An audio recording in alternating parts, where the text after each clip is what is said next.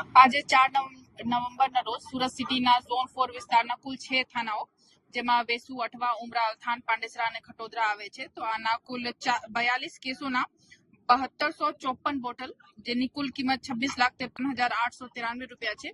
આના નાશ પંચનામા વિગતે એસડીએમ બંને અને પોલીસ ખાતાના બધા અધિકારીઓ સમક્ષ કરવામાં આવી રહ્યા છે અને આ કામગીરી થોડી કલાકમાં પૂર્ણ થશે.